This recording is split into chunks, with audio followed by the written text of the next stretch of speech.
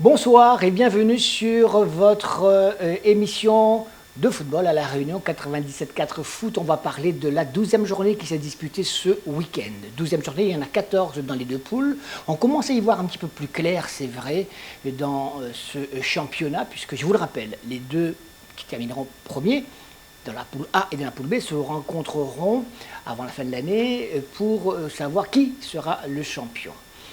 Les deux équipes 6e disputeront des barrages avant de jouer contre le barragiste de la division inférieure. Et puis les 7e et 8e seront condamnés à jouer la saison prochaine en division inférieure pour ramener ce groupe de l'équipe de la première division régionale à 14 équipes. Pour l'instant, on est certain que d'une chose, deux équipes joueront la saison prochaine en division inférieure. Il s'agit de la Bretagne et de l'ASC Mac, chacun dans sa poule. On va s'intéresser donc à ce qui s'est passé lors de cette 12e journée avec des matchs intéressants, notamment dans le groupe A. Et on va commencer par cela, le choc entre les deux prétendants à la première place, l'Excelsior et la Saint-Pierroise. Les deux équipes étaient ex-aequo avant le coup d'envoi de cette rencontre. Rappelez-vous, la semaine dernière, l'équipe de la Saint-Pierroise n'avait pas pu jouer contre le SDFA, donc possède un match en retard. L'Excelsior s'est fait surprendre à Saint-André par le FC et Parfum, qui a totalement mérité sa victoire. Du coup, les Saint-Josephois étaient obligés, s'ils voulaient revenir à égalité avec ces Saint-Pierrois, de gagner.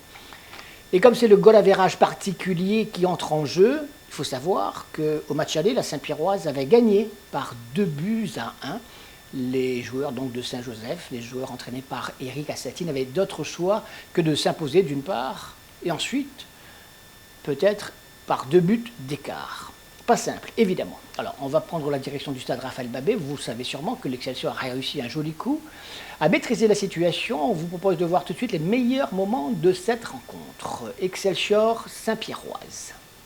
Le plan de jeu, déjà, c'était de bien respecter l'organisation, chose qu'on a très bien fait. Après, sur la maîtrise du ballon aussi, on l'a très bien fait aussi. On a profité aussi de quelques contres. Donc voilà, dans l'ensemble, on a fait un match, on a rendu une bonne copie.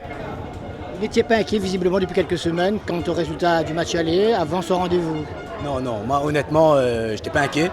Je savais comment l'équipe pouvait réagir. Donc ils ont réagi de la meilleure façon, c'était d'être efficace. On a été efficace, donc c'était pas facile aussi pour eux parce qu'ils revenaient quand même d'une défaite contre Parfum. Donc voilà, non, on s'est remis dans la bonne marche. Donc voilà, dans l'ensemble c'était satisfaisant. Dans ce genre de grand rendez-vous, on a l'impression que l'Excelsior a trouvé de la sérénité maintenant. Oui, je pense qu'il y a, même si j'ai une équipe quand même assez jeune, donc j'ai dit surtout à ces jeunes-là de garder beaucoup du sang-froid, il faut avoir un bon état d'esprit et pas avoir les ballons qui nous boulent les pieds. Donc non, dans l'ensemble, on a eu quand même une bonne maîtrise, c'est satisfaisant dans l'ensemble. Il nous reste 2 matchs, c'est à nous de bien finir et Saint-Pierre, il reste 3 matchs je crois. Donc voilà, on verra au fur et à mesure comment ça va se passer. En tout cas, on prend ce match-là avec beaucoup de plaisir et avec beaucoup de satisfaction. Et pour vérifier tout cela, on regarde le nombre d'occasions, notamment en première mi-temps, entre les deux équipes. Ce sont les joueurs de l'Excelsior ici qui alertent une première fois Dabo, dont le réflexe est salvateur, et qui se créent, les Saint-Josephois, les plus belles occasions. Les Saint-Pierrois n'ont pas été en reste, c'est vrai, au cours des premières minutes, et sur cette action qui est avortée par une faute, mais on sent quand même que cette équipe Saint-Pierroise est un peu en dedans. Elle ne joue pas son propre football, alors que en face, l'Excelsior est en train de prendre le match à son compte, de se créer les plus belles occasions avec un Simon Benoît ou encore Charles-Henri Gladisson, qui sont bien en avant et qui remue un petit peu cette défense saint-pierroise. On l'a vu encore, Dabo est obligé d'intervenir de manière prompte pour empêcher l'ouverture du score. Là, il intervient une nouvelle fois avec l'aide de ses défenseurs, mais c'est la débandade un petit peu au sein de cette défense. Vraiment, les Saint-Pierrois n'étaient pas dans leur basket, et ce qui devait arriver arrive à la 34e minute. L'Excelsior finit par ouvrir le score, non pas sur cette action, mais sur celle-ci, avec un ballon joué côté gauche. Mohamed El Madagri se joue de l'ultime défenseur Saint-Pierrois et d'une frappe, jolie frappe, trompe Dabo. À 10 minutes de la mi-temps, l'Excelsior mène par un but à 0. Fort logiquement. Les Saint-Pierrois vont finalement se créer la plus belle occasion en ce qui les concerne au cours de cette première mi-temps. La suite, justement, de ce but de l'Excelsior. Côté gauche, il est bien décalé dans sa course, Pascal Razak, mais il se heurte à Alexandre Catren, le gardien Saint-Josephois. Donc on rentre au vestiaire avec ce petit score d'1-0 pour l'Excelsior. Victoire importante. Victoire importante. Je pense que c'est bon pour le moral, mais cela étant, avec ce championnat un peu bizarre, je ne sais pas comment les choses vont se découdre. Bon, c'est face à la Saint-Pierroise que ce soir on gagne, 2-0. À l'aller, ça fait 2-1. Il me semble que si jamais il y avait à chatouiller sur un goal average particulier, on peut être présent. Mais bon, je crois que c'est surtout pour le football, il faut jouer jusqu'au bout. Et que ce soit nous ou Saint-Pierre, de toute façon, ce sera parmi les deux premiers. Vous l'avez compris, Patrick Le Breton avait fait ses calculs. Un deuxième but permettra à son équipe d'être devant au goal average particulier. Bien, ce deuxième but, il arrive un peu après le retour des vestiaires avec Marc Dorilas qui est à la réception de ce pressing de Charles-Henri Gladisson. Et là, encore une fois, le milieu de terrain de Saint-Pierrois qui a été un petit peu dépassé par celui de l'Excelsior en face n'arrive pas à reprendre une balle que Marc Dorilas se transforme en but 2-0. Et malgré les derniers changements qui sont opérés de part et d'autre, eh bien, l'Excelsior conserve ce résultat. Un résultat important évidemment parce que ça lui permet au goal average particulier, comme Patrick Le Breton le disait tout à l'heure, eh bien, de rester et d'avoir un avantage en cas d'égalité sur son adversaire direct du Saint-Pierroise qui, malgré cette dernière tentative, ne parviendra pas à réduire le score au moins. 2-0 pour l'Excelsior.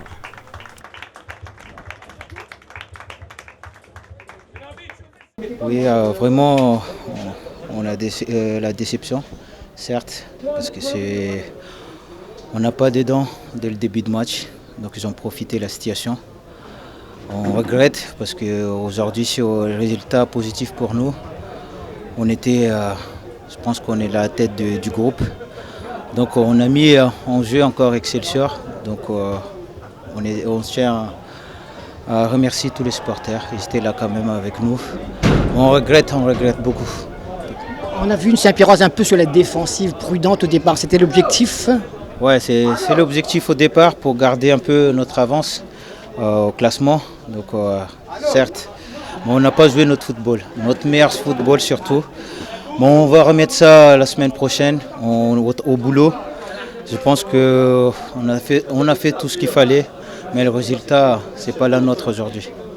On reste dans cette poule A avec un autre match. C'est un derby des équipes de quartier dionysien. Le SDFA, quartier de la Redoute, du bas de la rivière, et la Bretagne, comme son nom l'indique, quartier de la Bretagne. Deux équipes qui sont en danger. Je vous en parlais en ouverture d'émission. La Bretagne est d'ores et déjà mathématiquement condamnée à jouer la saison prochaine en deuxième division régionale. Le SDFA n'est pas mieux loti, mais mathématiquement conserve encore toutes ses chances. On ne sait jamais. Eh bien, le SDFA, qui avait gagné déjà face aux Bretons lors du match aller, ont récidivé. En plus, ils l'ont bien mérité. Beaucoup d'occasions. On va en voir quelques-unes et on va surtout voir le seul but de cette rencontre qui permet au SDFA d'espérer encore un peu dans ce championnat de l'élite locale. La Bretagne tout de jaune vêtu, le SDFA tout de blanc, deux équipes qui se connaissent bien, deux équipes des quartiers de la ville de Saint-Denis.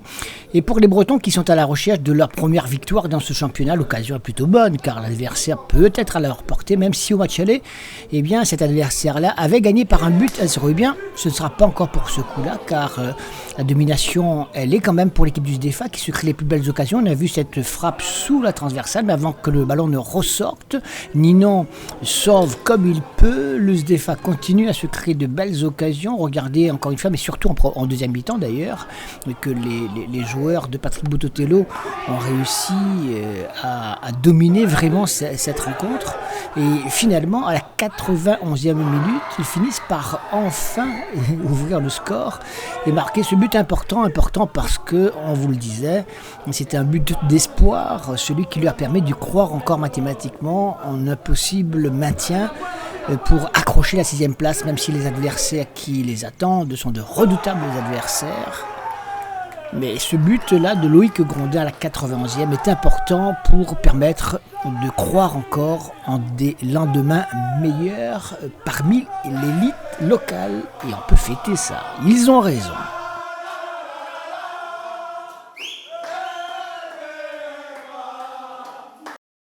pour l'instant, nous savons cette victoire hein, dans ce derby. Un petit peu compliqué en premier mi-temps, où nous n'étions pas dedans du tout. Et puis en deuxième mi-temps, je pense que nous avons essayé de faire les choses comme il fallait. On a eu beaucoup d'occasions. Et là où ça me voit que mon équipe mentalement est forte, parce qu'avoir autant loupé l'occasion nette et de manquer presque à la dernière minute, donc l'intéressant pour l'équipe, pour le groupe. On essaye de prendre du plaisir dans le jeu, on essaye de jouer. Et nous avons constaté qu'aujourd'hui, quand nous prenons du plaisir en deuxième mi-temps, on a des occasions et il nous manque et c'est ça l'important. Et pour les autres matchs, il faudra faire pareil. Bon, dans ce championnat, tout est compliqué. Hein. Tous les matchs sont compliqués, même pour jouer contre la Bretagne, même pour jouer la semaine dernière contre les Marsouins. D'accord. Mais nous, c'est une bonne dynamique, parce que la semaine dernière, ils pensent que nous ne méritons pas perdre, nous avons fait un très bon match. Cette semaine, en premier mi-temps, nous n'étions pas trop dedans, en deuxième mi-temps, nous étions beaucoup mieux. Donc dans le jeu, nous avons la progression. Donc il faut essayer maintenant de grappiller des points devant la Saint-Pierroise et devant l'Excelsior, 3 bassins. Ce sera difficile, mais nous, on a un groupe actuellement, il vit bien, tout le monde y bosse, et puis voilà, on verra par la suite. On regarde ensemble les résultats enregistrés à l'occasion de cette 12e journée de la poule A, avec le classement qui s'ensuit. Allez, 5, 6, 7, 8, 9 buts ont été inscrits dans ces 4 matchs du groupe A. Vous le voyez, match nul entre la Jeanne d'Arc et l'FC Parfait notamment. Et 3-5 a battu les Marsouins, 3-1. Et les autres rencontres, on a vu en images ces résultats victoires de l'Excelsior notamment et du SDFA au classement. Au classement, l'Excelsior prend l'avantage. 3 points d'avance sur la Saint-Pierroise qui compte un match de moins à jouer contre le SDFA. Donc la première place va se jouer entre ces deux équipes, incontestablement. La Bretagne est déjà condamnée à la descente, on le sait. Le SDFA y croit toujours et vise sur cette 6e place actuellement occupée par les Marsouins de Saleux. Le FC Parfait doit être sauvé, et compris la Jeanne d'Arc et 3 bassins aussi. Dans le groupe B, là également, il y avait une affiche intéressante entre la Sainte-Marienne et le Saint-Denis Football Club. Une sorte de derby également entre équipes leaders dans la zone nord de notre belle île de la Réunion. Sainte-Marie qui avait battu, rappelez-vous, au match aller, l'équipe du Saint-Denis Football Club qui du coup avait aussi perdu la tête de ce classement après avoir aussi perdu contre la Tamponnaise. C'est bien. Les Dionysiens, c'est vrai, espèrent peut-être un faux pas du leader qui est la Tamponnaise, qui ne lâche rien. Ils ont encore gagné, les joueurs de la Tamponnaise, face au SCMA, 4-0 lors de cette 12e journée. Mais surtout une équipe dionysienne qui prépare son rendez-vous de la semaine prochaine, le 7e tour de la Coupe de France. Alors, ils ont pris leur revanche, ils ont assuré l'essentiel, ils ont maîtrisé la situation face à une équipe de Sainte-Marie qui aurait peut-être pu faire un meilleur résultat, mais qui doit s'en contenter. Mais en fait, il n'y a pas vraiment de danger pour les Sainte-Mariens maintenant, à 2 journées de la fin de ce championnat. Sainte-Marienne, et Saint-Denis Football Club, les meilleurs moments et les buts également. Entre deux équipes qui aiment l'offensive et qui jouent en plus en toute décontraction, il fallait s'attendre à de belles actions de part et d'autre et des buts. Eh bien, on a été servi avec les Dionysiens qui sont les premiers à se mettre en œuvre, mais la réaction en Sainte-Marienne, elle est pas mal du tout. Il faut Johan Médor en face pour repousser, avoir les mains fermes sur cette frappe venue de la droite. Toujours 0-0. Une équipe dionysienne qui tout doucement prend quand même le match à son compte et se crée les plus belles occasions. C'est vrai que ces Dionysiens sont en pleine préparation physique et mentale d'ailleurs de leur rendez-vous de jeudi prochain en Coupe de France. Regardez cette frappe qui s'écrase sur la transversale. Des buts du gardien sainte-marien avant que celui-ci ne s'incline. Et c'est Touefeli Bakary qui va s'infiltrer à la 16e minute au milieu de la défense sainte-marienne pour, d'une frappe en pleine course, comme il les aime, permettre à son équipe d'ouvrir le score et de mener par 1-0 assez logiquement d'ailleurs à ce moment-là. Les Dionysiens se rassurent s'ils en avaient éventuellement besoin.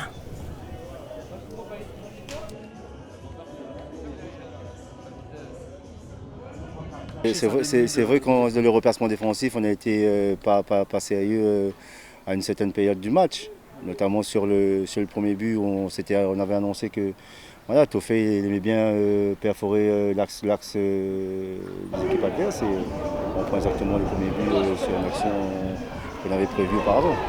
Ouais, ça reflète un peu, comme je disais, le manque d'agressivité. Johan Guichard, il prend le ballon, il dit 3 ou 4 joueurs au milieu, c'est pas normal. Ouais, c'est des actions qui font qu'on n'arrive pas a fait le petit plus pour pouvoir au moins, comme j'ai dit, au moins accrocher le match nul parce qu'on n'a pas vu non plus un grand Saint-Denis FC aujourd'hui. Hein. Voilà, j'étais dans la gestion et comme tu disais, ouais, c'est peut-être un match amical qu'on a fait aujourd'hui. Ouais. Bon, c'est pas question d'être trop fort, mais c'est juste. Mais je ne sais pas, est-ce que nous manquons d'envie, mais je ne sais pas. Ces histoires, ils sont capables d'être devant nous aujourd'hui, mais c'est logique. C'est logique qu'ils ont gagné. Oui, mais la manque à nous, beaucoup d'envie aujourd'hui. C'était difficile. Quand on prend le deuxième but en premier mi-temps, les gars l'ont lâché. Et après, il est difficile de revenir au score quand Saint-Denis fait tourner le ballon. Au cours des hier, ben après, c'est ça, il manque d'agressivité. Les deuxièmes ballons, tu n'es pas là. C'est ça, c'est un tout. Mais après, il faut continuer à bosser et il ne faut pas lâcher.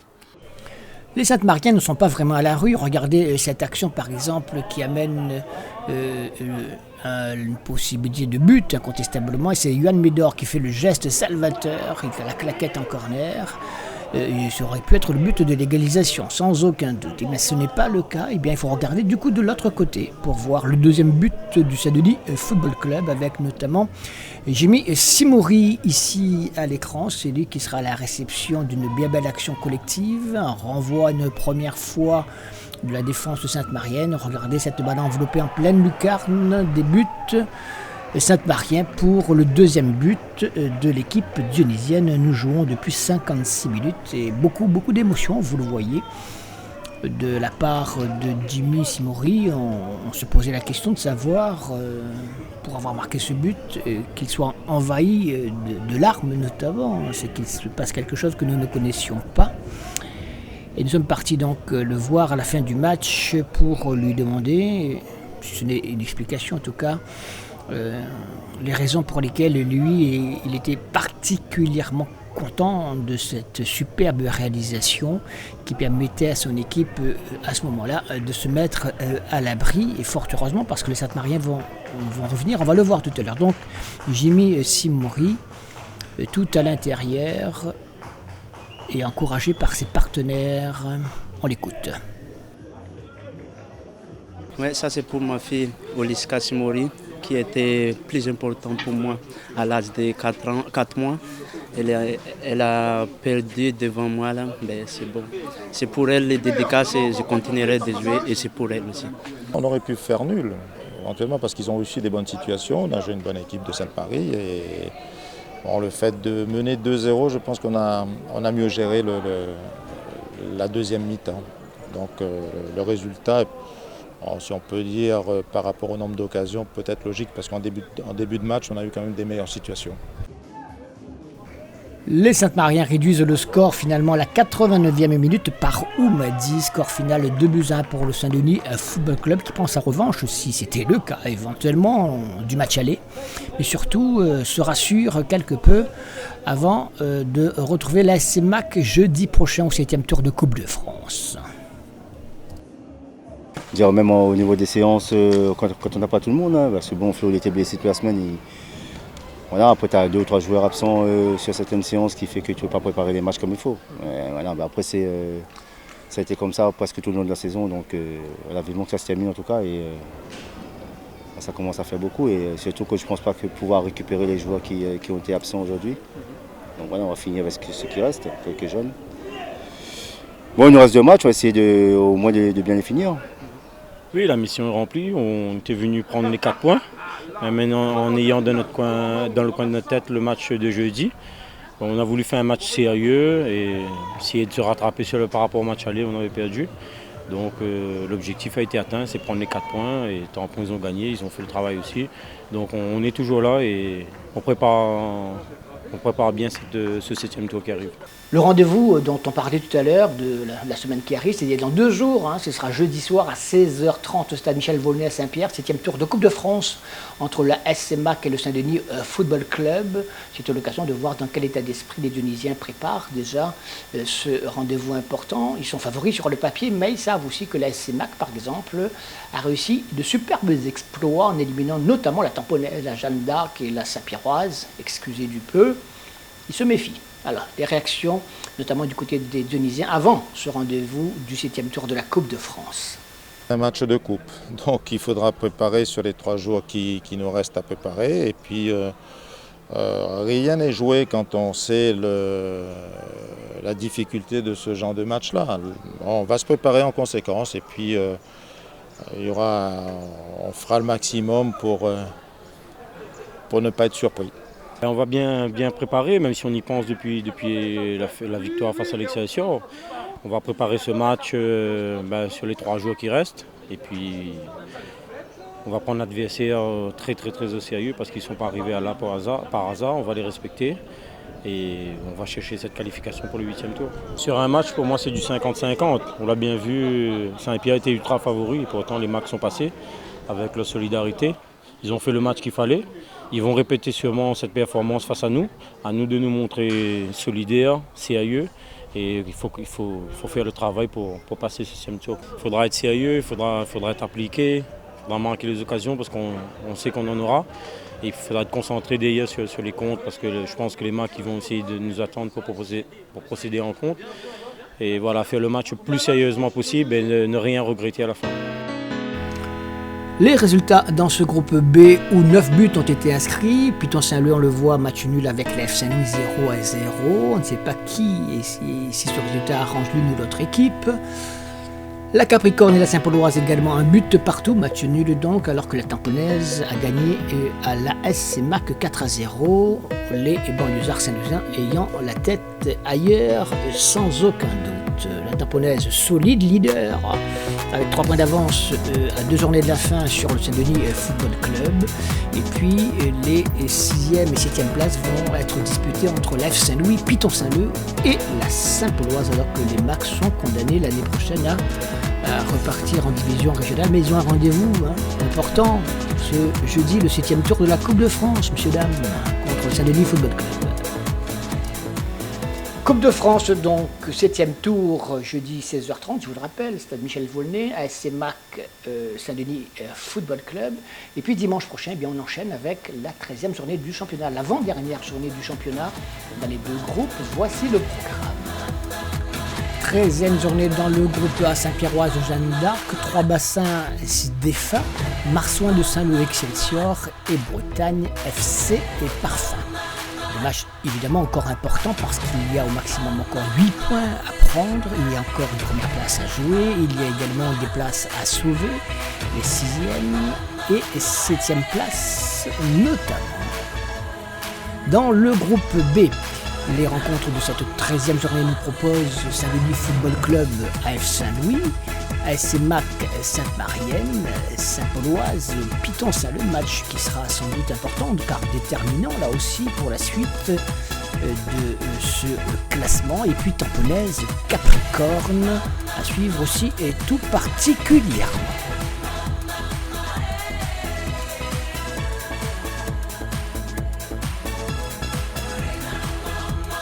Il me reste à vous souhaiter une excellente fin de soirée, une excellente semaine également. On se retrouve mardi prochain pour vous parler de cette dernière ligne droite du championnat de la saison même 2021 du football réunionnais.